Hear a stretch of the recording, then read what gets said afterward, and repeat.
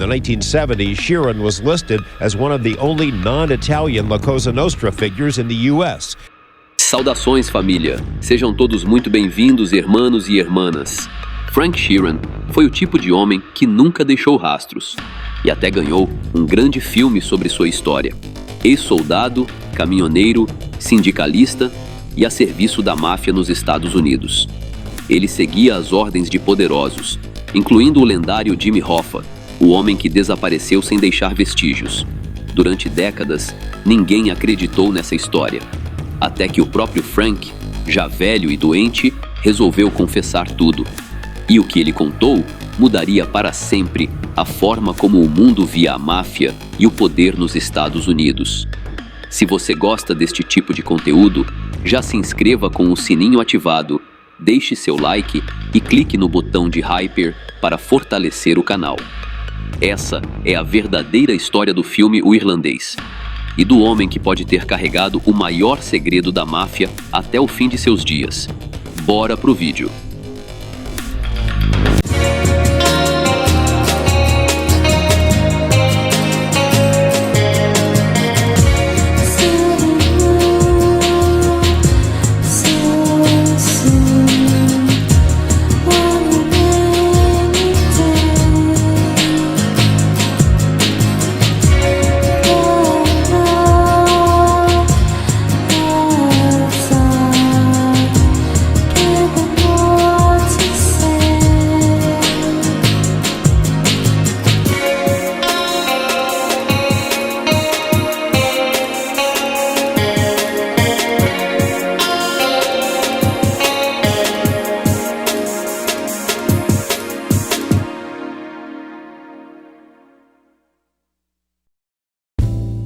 O destino final de Jimmy Hoffa continua sendo um dos maiores mistérios e teorias da conspiração da história moderna dos Estados Unidos. O que realmente aconteceu com ele? Como alguém simplesmente desaparece, sem deixar rastros, sem ser visto ou ouvido? Mais uma vez, uma tentativa de responder a essa pergunta foi feita por Martin Scorsese no filme O Irlandês. A produção é baseada no livro biográfico Heard You Paint Houses, em português, Ouvi Dizer Que Você Pinta Casas, escrito por Charles Brandt. Frank Sheeran, que em determinado momento assumiu a responsabilidade pelo desaparecimento de Hoffa, foi um dos irlandeses mais temidos no universo do submundo organizado. Ele esteve envolvido em ações relacionadas a sindicatos e era um amigo íntimo de Jimmy Hoffa.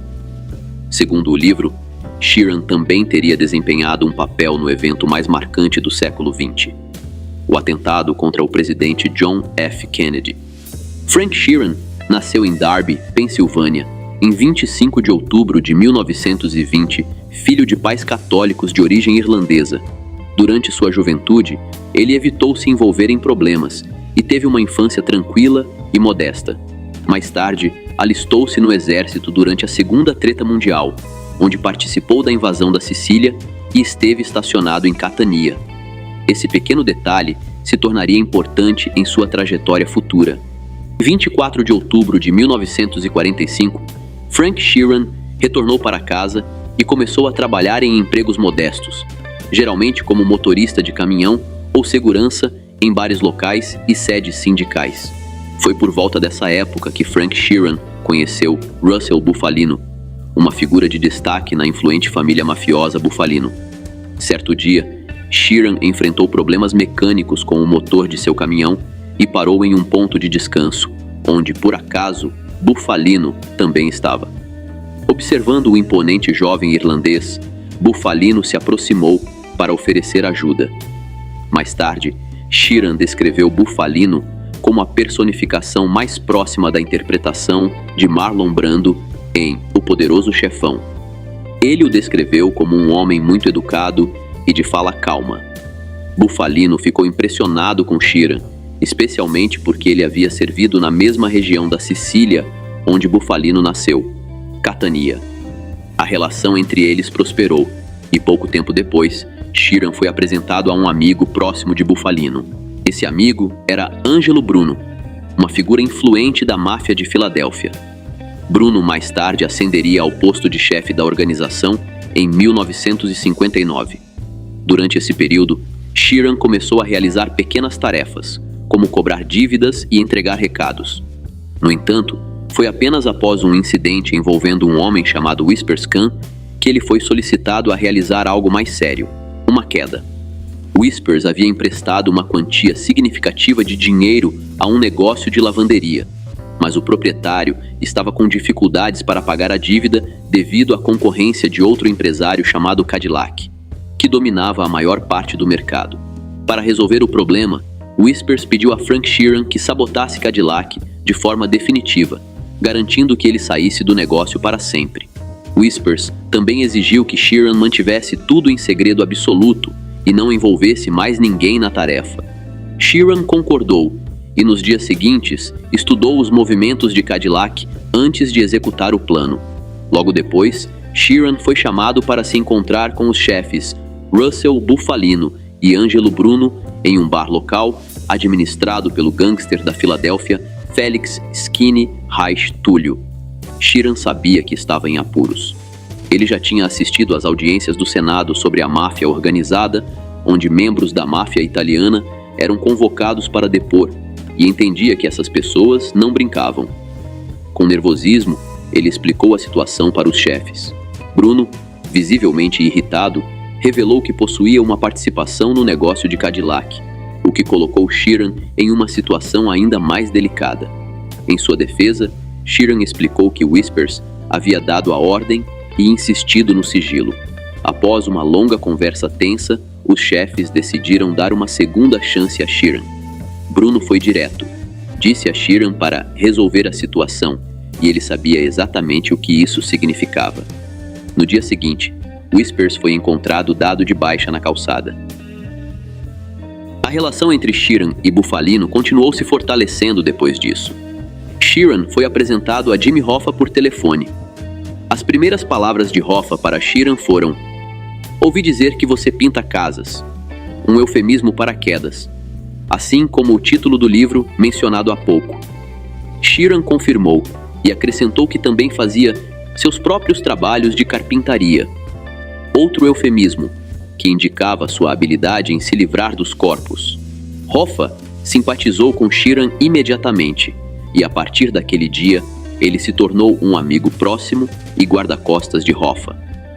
Sheeran ajudou Hoffa a administrar sindicatos locais e a resolver disputas trabalhistas, frequentemente utilizando força física para isso.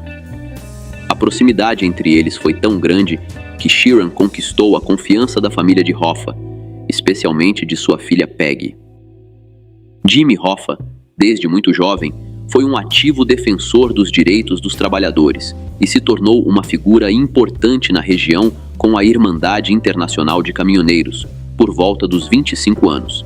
Em 1952, foi nomeado vice-presidente nacional da Irmandade e, entre 1957 e 1971, assumiu a presidência geral do sindicato.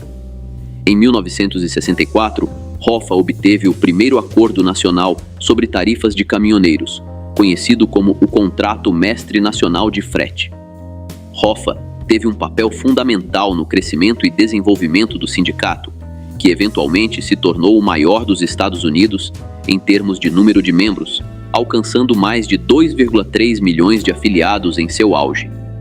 Durante sua liderança, Hoffa se envolveu com o submundo organizado desde os primeiros anos de sua carreira como caminhoneiro, e essa conexão continuou até seu desaparecimento em 1975.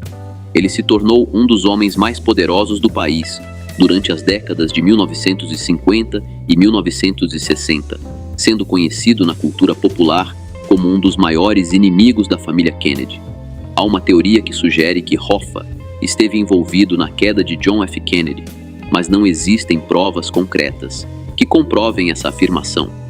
Aliás, falando sobre os Kennedys, o livro Heard You Paint Houses aborda de forma indireta uma outra teoria, que também não foi oficialmente confirmada. Segundo relatos, Robert Kennedy era uma verdadeira espinha no lado da máfia organizada. Como procurador-geral dos Estados Unidos, ele liderou investigações contra a máfia e demonstrou um interesse particular nas atividades de Jimmy Hoffa.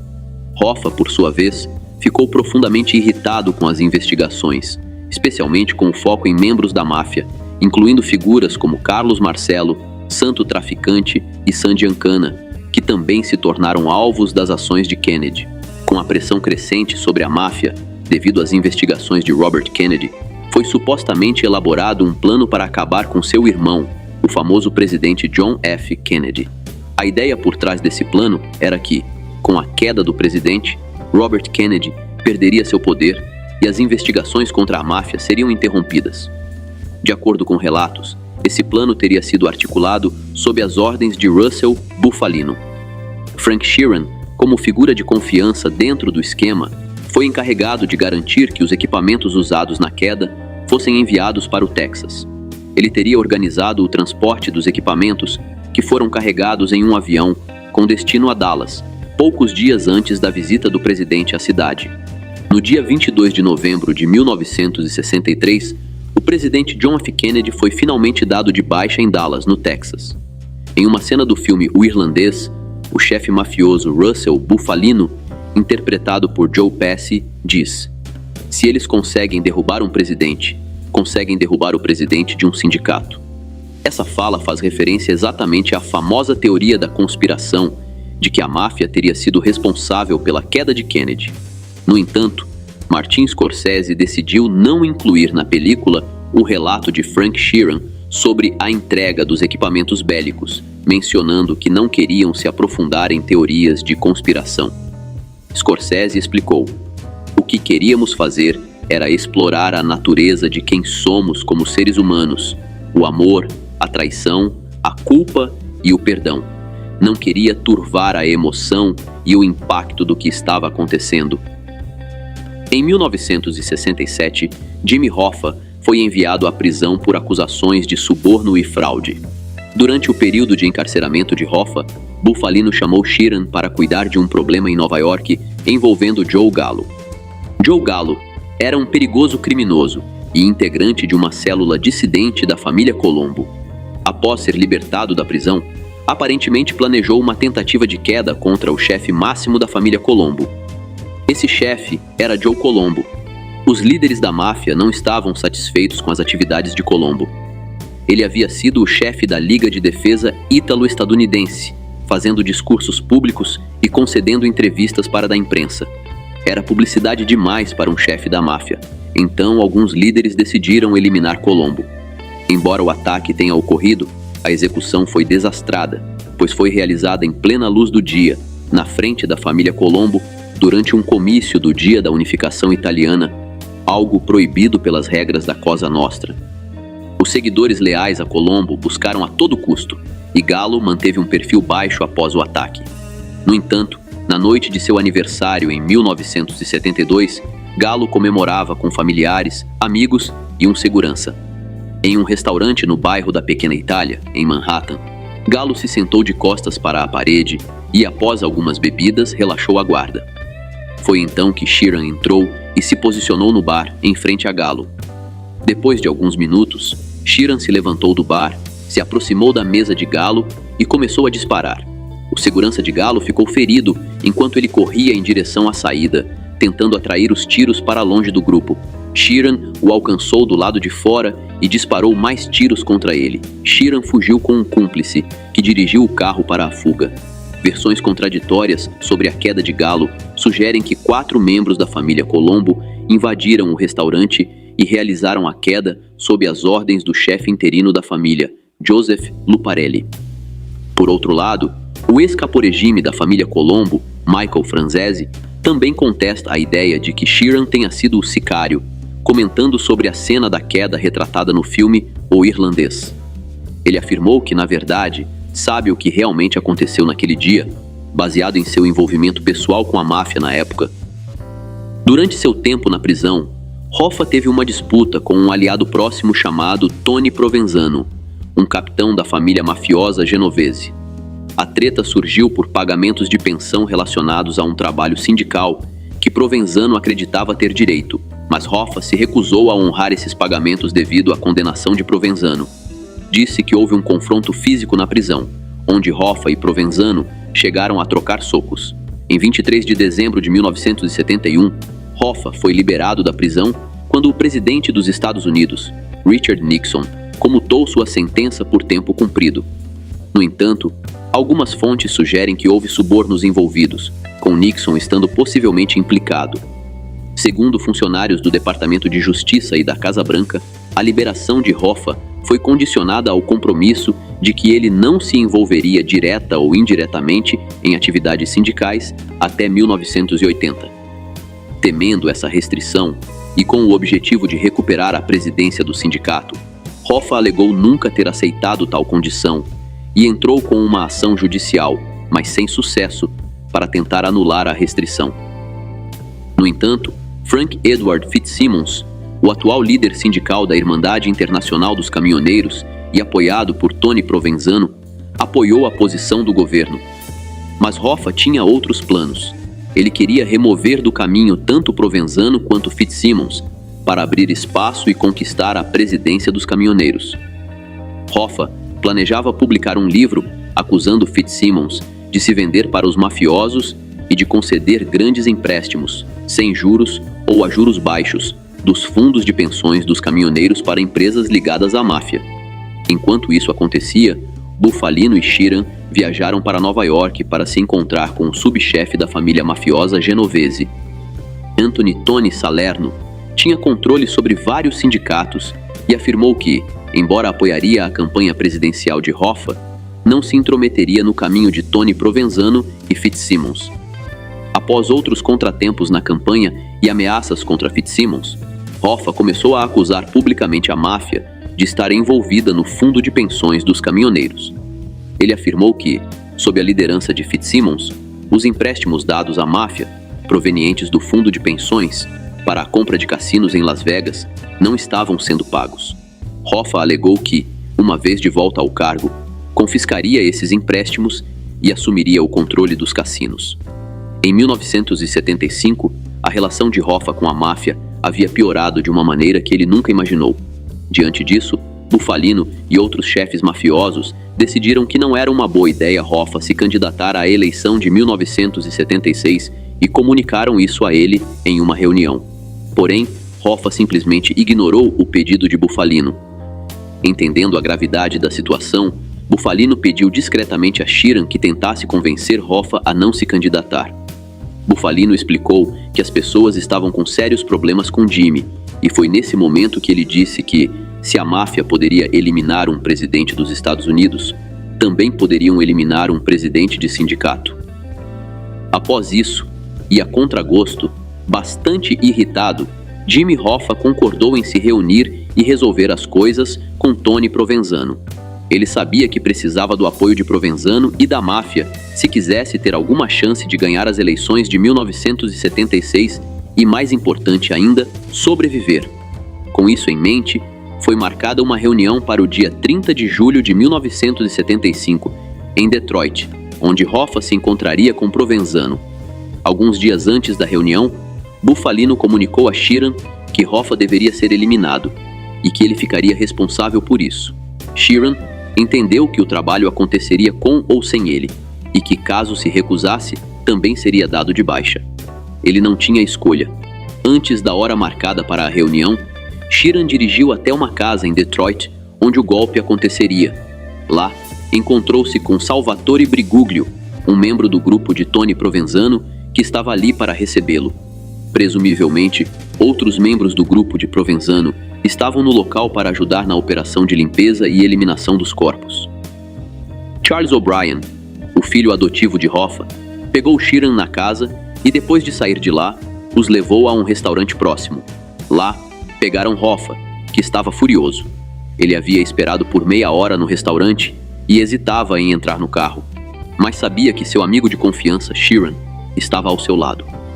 Com isso, ele entrou no veículo, pronto para seguir até o local da reunião. Hoffa caminhava alguns passos à frente de Sheeran quando entraram na casa. Ele não viu ninguém. Era uma armadilha. Quando Hoffa se virou e começou a se dirigir à porta, Sheeran disparou 2 vezes na moringa de seu amigo.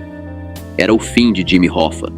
Afirma-se que o corpo foi levado a um crematório próximo alguns dias após o desaparecimento.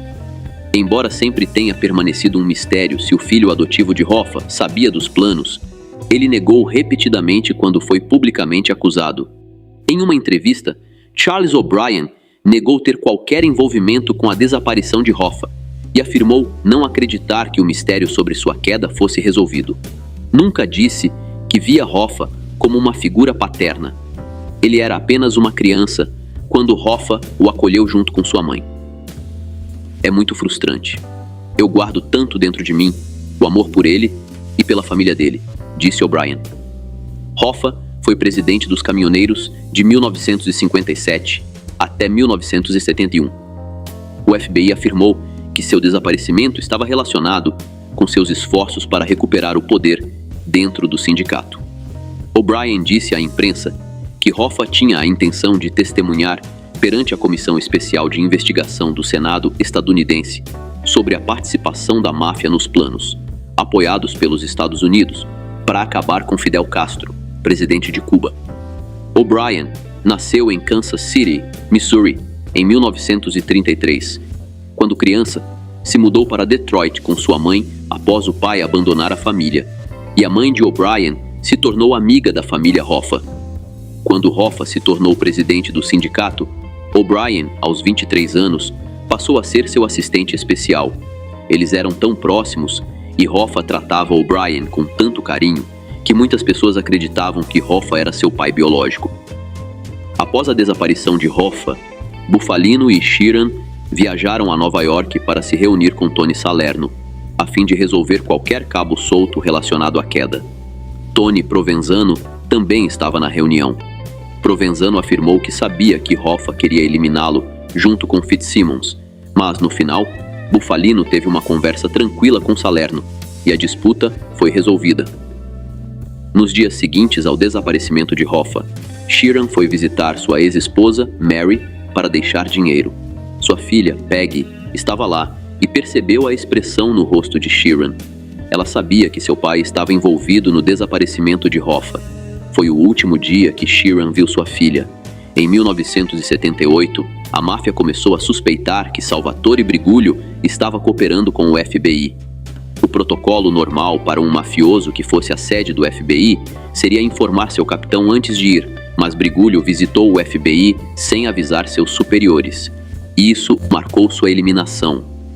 Ele foi visto por Sheeran e um associado que o observaram enquanto ele passava por um restaurante na pequena Itália, o mesmo lugar onde Sheeran supostamente havia atacado Joe Gallo 6 anos antes. Sheeran e o associado se aproximaram de Briguglio. Sheeran o cumprimentou e, em seguida, disparou 2 vezes. O associado disparou mais 3 vezes contra ele. E esse foi o fim de Salvatore Briguglio. Em 1980, Sheeran foi absolvido das acusações de queda, mas, 1 ano depois, foi considerado culpado por uma série de delitos e enviado para uma prisão federal em Minnesota, onde ficou durante o restante da década de 1980. No início dos anos 1990, ele foi transferido para a Instituição Federal de Springfield, em Missouri, onde se reencontrou com seu amigo e mentor de longa data, Russell Bufalino. Anthony Salerno também estava lá, cumprindo prisão perpétua por extorsão. Em 1991, Sheeran foi libertado condicionalmente por questões de saúde debilitada. Em 1995, foi condenado a 10 meses de prisão por violar a liberdade condicional, após ter tomado um drink com o chefe de Filadélfia. No dia 10 de outubro de 1995, Sheeran, já doente e fragilizado, foi liberado da prisão. O tempo estava se esgotando para o velho irlandês, que passaria seus últimos anos em cuidados médicos, registrando suas memórias com a ajuda de Charles Brunt. No dia 14 de dezembro de 2003, Frank, o irlandês Sheeran, faleceu pacificamente em uma casa de repouso, aos 83 anos. Muitos de seus amigos descreviam Sheeran como um homem honrado, evidentemente honrado dentro do círculo mafioso. Não se deve entender errado, pois dizem que, ao longo de muitas décadas, Sheeran recusou as ofertas das autoridades para se tornar um informante do governo em troca de sua liberdade. Nos círculos da máfia, ele recebia tanto respeito quanto membros plenamente reconhecidos da Cosa Nostra, um privilégio que jamais teria devido à sua origem irlandesa. Por fim, se você gostou da intrigante história do irlandês Frank Sheeran, então também vai se fascinar pela incrível história de Anthony Salerno, o famoso Tony Gordo de Os Simpsons. Salve, família! E assim termina a história de Frank Sheeran, um homem que, entre lealdades e traições, viveu uma vida marcada por escolhas difíceis e segredos que jamais foram totalmente revelados. O que sabemos com certeza é que ele deixou uma marca inquestionável no mundo da máfia organizada, e sua conexão com o desaparecimento de Jimmy Hoffa permanece um dos maiores mistérios da história da máfia. Será que Sheeran foi realmente o responsável pelo fim de Hoffa? Ou ele era apenas mais uma peça em um jogo maior do que ele próprio? A verdade, como sempre, pode ser mais complexa do que imaginamos. Se vocês curtiram essa história e querem saber mais sobre o fascinante e sinistro submundo organizado, não se esqueçam de deixarem o like, se inscreverem no canal e ativarem o sininho para ficarem por dentro de todos os nossos vídeos sobre os maiores gangsters da história. Eu tô deixando meu Pix junto com o link do Apoia-se e das lojas nos comentários fixados. Considerem se tornarem membros do canal. Estou lançando episódios especiais para todos os membros. E claro, deixe sua opinião nos comentários. O que você acha da história de Frank Sheeran? Foi lealdade ou interesse próprio? Fiquem atentos, pois em breve vamos continuar explorando os mistérios e as figuras que marcaram a história do submundo organizado. Até a próxima!